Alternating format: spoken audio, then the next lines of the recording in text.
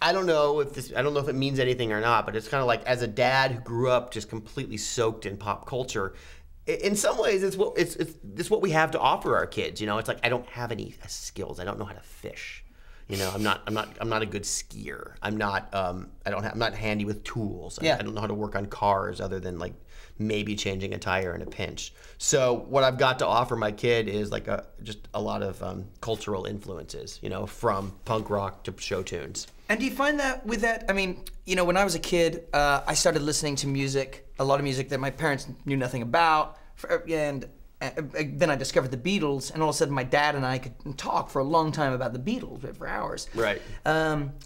Do you find that you're sort of setting up your kid to have a sort of cultural vocabulary where you guys can connect on whether it's about Chewbacca or whatever? Sure, absolutely, and it already happens. I mean, we know his reference base really well because we helped shape it, and because, you know, we're in tune with it, and I just think it just makes relating to your kid easier. Yeah. You know, and the fact that, you know, I don't have quote unquote grown-up tastes. Yeah.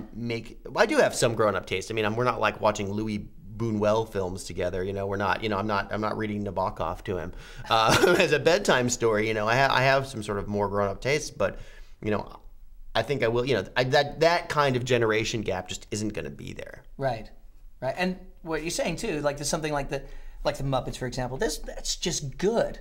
It's just good. Yeah, and that's the thing, right? Yeah. I got season 1 of the Animaniacs on DVD Yeah. for him. And he's already watching goofy cartoons, so why not watch goofy cartoons that are super imaginative and super original and, you know, self-referential and funny? Yeah. So I'd rather him be watching that than Maggie and the Ferocious Beast on Noggin. I haven't seen Maggie. Yeah, well, you don't have cable. No. No, well, that's why. Yeah, you've missed a lot of garbage. We have not. Well, let me ask you this. So since the book came out, actually, I guess even before the book came out, there was articles all over the place, and often you being kind of a center point for conversations about hipster parents and alternative parenting. Well, not even just alternative parents, but like alternative in the sort of cultural sense in parenting. See, yeah, I think that like the book's title is meant to be parodic on its face. Yeah. It's the kind of term that the media would have given dads like us. Yeah. You know, Alternadad. Yeah. You know, you jumped. You got it. I coined it. Yeah.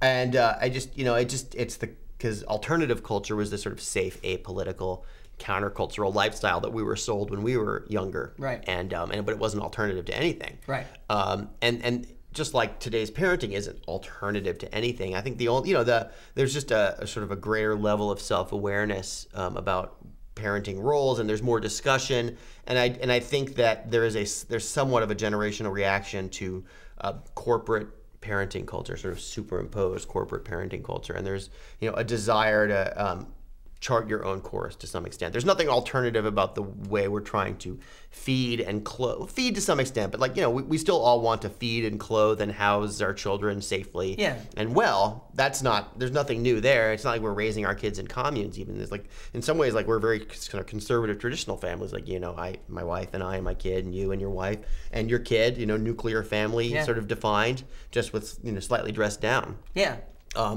But there's but I do think that there's a desire not to sort of give in to sort of the cult of childhood that has dominated our culture for decades. Yeah. And so I think that this is to some extent, a pushback. Yeah.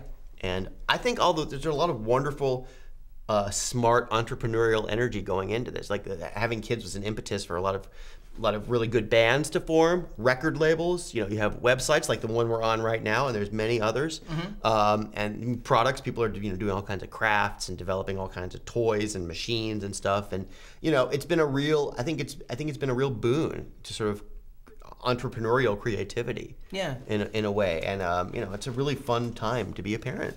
Yeah, it is. In some ways, you know, and in some ways it's a crappy time to be a parent because there's a lot of crappy things about being a parent. But the fact that there are so many other people who are thinking about this stuff and putting energy into it, you know, is fun and inspiring.